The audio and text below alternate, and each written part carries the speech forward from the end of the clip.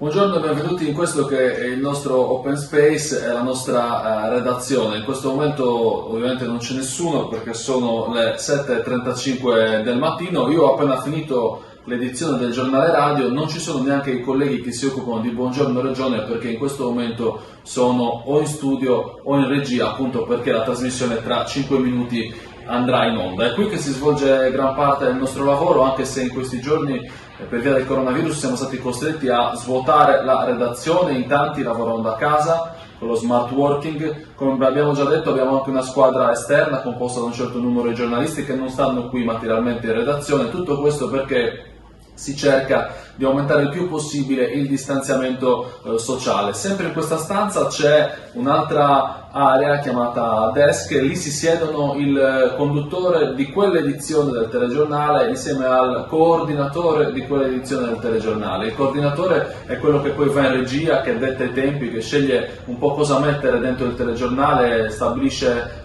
la scaletta, insomma gestisce tutta la macchina del telegiornale e poi va in regia come fosse, diciamo così, un direttore d'orchestra per coordinare il tutto. Tutto questo non è cambiato, sono cambiate però invece le modalità. Abbiamo le mascherine, io in questo momento l'ho tolta perché sono da solo e per parlare con voi, abbiamo i guanti che spesso utilizziamo, abbiamo dei plexiglass che ci separano e questo probabilmente dovrà andare avanti a lungo. Ecco, il lavoro è cambiato in questo senso, in questi che sono, diciamo così, i nostri spazi.